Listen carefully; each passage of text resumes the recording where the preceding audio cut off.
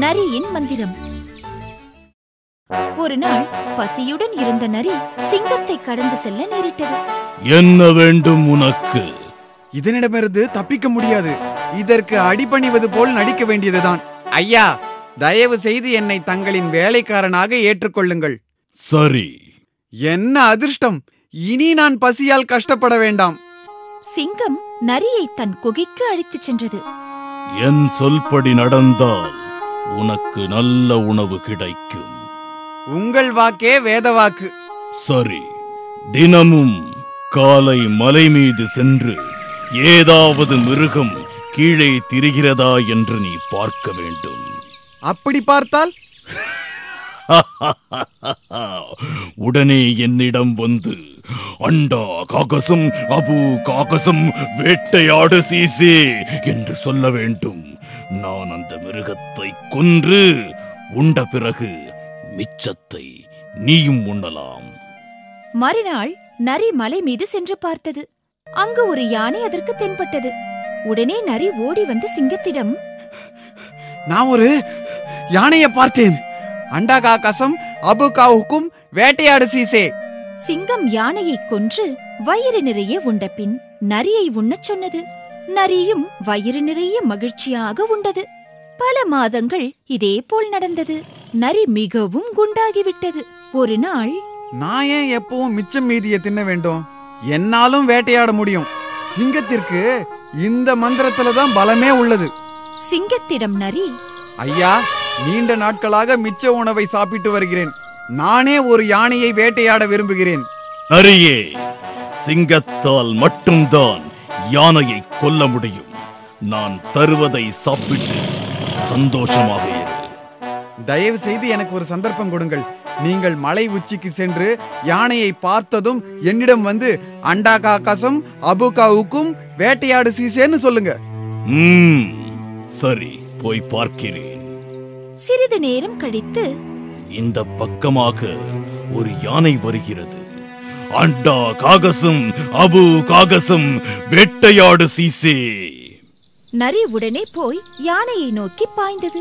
ஆனால் யானை அதன் துதிக்கையால் நரியை தூக்கி போட்டு மிதித்துக் கொன்றது. மற்றவர்களைப் போல் நடக்க முற்படக்கூடாது.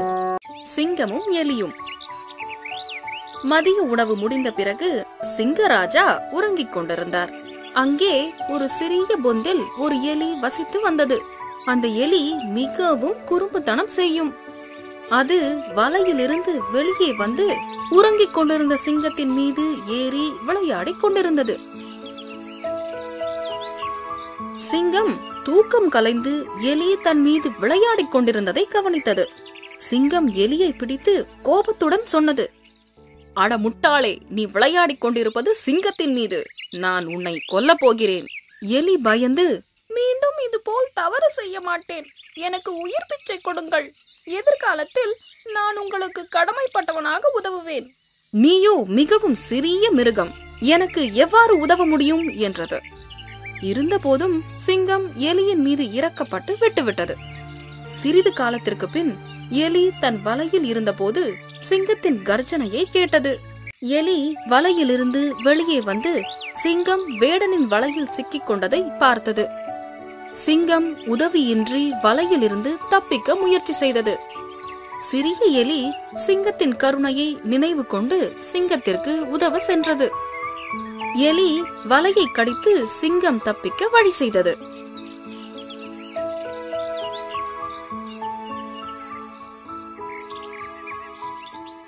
நீதி: சிறு துரும்பும் பல்குத்த உதவும். எருதும் அதன் புத்தி கூர்மையும். ஒரு விவசாயி தன் நிலத்தை உழுவதற்காக ஒரு எருதை வைத்திருந்தான். எருதுக்கு வயதானதால் அதை காட்டில் கொண்டு போய் விட்டுவிட்டான். தான் வசிக்க நீரும் உணவும் இருக்கும் வசதியான இடத்தை தேடி எருது நடந்தது. வெகு தூரம் சென்ற எருது தான் இளைப்பாற ஒரு குகை, நீரருந்த குளம், உணவுக்கு பச்சை வயல்வெளி, நிழல் தரும் மரங்கள் என்று அனைத்தும் உடைய ஒரு இடத்தை பார்த்ததும் அங்கேயே வசிக்கத் தொடங்கியது. ஒரு நாள் ஒரு சிங்கம் அந்த குகையை நோக்கி வந்து கொண்டிருந்தது. எருது சற்றும் பயப்படவில்லை. உடனே எருது குகையை நோக்கி, அன்பே, நம் குழந்தைகளுக்கும் இன்று நல்ல உணவு கிடைக்கப் போகிறது. ஒரு பெரிய சிங்கம் இங்கே வந்து கொண்டிருக்கிறது. அது குகைக்கு அருகே வந்ததும் என் கொம்பினால் குத்தி உள்ளே போடுகிறேன் என்று அந்த எருது சொன்னது. இதை கேட்ட சிங்கம் பயத்தினால் தலை தெறிக்க ஓடியது. பயந்து ஓடி வந்த சிங்கத்தை ஒரு நரி வழிமறித்து காரணத்தை கேட்க சிங்கமும் நடந்ததை கூறியது. நரி ஏளனமாக சிரிக்க சிங்கம் கோபமாக, ஏன் சிரிக்கிறாய் என்று நரியை கேட்டது. சிங்கராஜாவே, உங்கள் முட்டாள்தனத்தை பார்த்து சிரிக்கிறேன். சிங்கராஜாவே, உங்களை பயமுறுத்திய எருது ஒரு சாதாரண பிராணி. அது உங்களுக்கு ஒரு நல்ல இரை. வாருங்கள், காண்பிக்கிறேன் என்று சொன்னது. நரி சொன்னதை சிங்கம் நம்ப தயாராக இல்லை. ராஜாவே, தயங்காதீர்கள். உங்களுடைய வாலை என்னுடைய வாளோடு சேர்த்து கட்டிக்கொள்ளுங்கள். ஆபத்து என்று வந்தால் முதலில் எனக்குத்தான் என்று சமாதானம் கூறியது. அதன்படி இருவரும் எருது இருக்கும் இடத்திற்கு சென்றனர். இருவரும் வருவதை கவனித்த எருது இப்போதும் பயப்படவில்லை. புத்திசாலி எருது நரியை பார்த்து, ஏய் நரியே, நான் உன்னை 2 சிங்கங்கள் அல்லவா அழைத்து வர சொன்னேன். ஆனால் நீயோ ஒரே ஒரு சிங்கத்தை அழைத்து வந்திருக்கிறாயே. எனது பாதி குடும்பம் உணவு இல்லாமல் போக வேண்டுமா என்று சொன்னதும் பயந்து போன சிங்கம் வால் கட்டியதையும் பொருட்படுத்தாமல் நரியை தர தரவென்று இழுத்துக் கொண்டு ஓடியே விட்டது.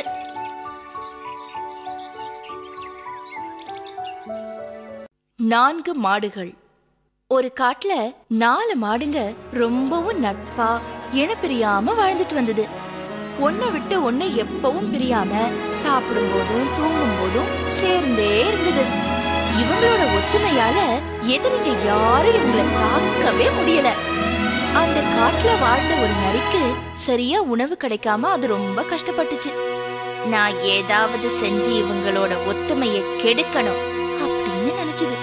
அதுபடி ஒவ்வொரு மாடும் மத்த மாடுங்களை விட்டு கொஞ்சம் தூரம் தள்ளி இருந்த சமயமா பார்த்து அதுகிட்ட போய், நண்பனே, உனக்கு தெரியுமா, உன்னோட அந்த 3 நண்பர்களும் அதோ தெரியுதே அந்த பசுமையான புல்வெளிக்கு போய் உனக்கு தெரியாம மேயணும்னு பேசிக்கிட்டு இருந்ததை நான் கேட்டேன் அப்படின்னு சொல்லுச்சு. இத கேட்ட அந்த மாடுக்கு கோபம் வந்து, அப்படியா விஷயம், அவங்களுக்கு முன்னால நான் அங்க போறேன் அப்படின்னு சொல்லி தனியா அங்க போச்சு. இப்படி ஒரு சந்தர்ப்பத்துக்காக காத்துக்கிட்டு இருந்த சிங்கம் மாடுங்களை ஒன்னொன்னா சாகடிச்சு சாப்பிடுது. நரிக்கு உணவு கிடைச்சதுல ஒரே சந்தோஷம்.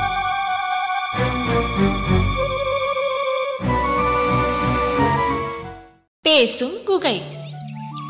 ஒரு காட்டில் ஒரு சிங்கம் வாழ்ந்து வந்தது. எப்போதும் போல அன்றும் அது இரையை தேடி சென்றது. ஆனால் அன்று ஏதும் கிடைக்கவில்லை. இறுதியில் ஒரு குகையினுள் சென்று பதுங்கியது. அன்று இரவு அங்கு தங்க வந்த மிருகத்தை உணவாக்க எண்ணியது. தினமும் அந்த குகைக்குள் தங்கி வந்த நரி அன்றும் குகைக்கு வந்தது. ஆனால் வெளியில் சிங்கத்தின் பாத சுவடை கண்டு நின்றது. புத்திசாலியான நரி தன்னை கொல்ல குகைக்குள் சிங்கம் பதுங்கி இருப்பதை புரிந்து கொண்டு ஒரு திட்டம் தீட்டியது. உடனே நரி, குகையே, உனக்கு என்னுடைய வணக்கம் என்று சொன்னது. ஆனால் பதில் ஏதும் வரவில்லை. நரி மீண்டும் குகையை பார்த்து, என்ன குகையே, தினமும் எனக்கு நீ பதில் கூறுவாயே, இன்று உனக்கு என்ன ஆயிற்று என்று கேட்டது. உள்ளே இருந்த சிங்கம் பதில் வணக்கம் சொன்னால் நரி உள்ளே வரும் என்று தவறாக எண்ணி வணக்கம் என்று பதில் அளித்தது. உடனே நரி, முட்டாள் சிங்கமே, எங்கேயாவது குகை பேசுமா என்று கூறிவிட்டு சிரித்துக் கொண்டே ஓடியது. அவமானத்தால் சிங்கம் வெளியே வந்தது.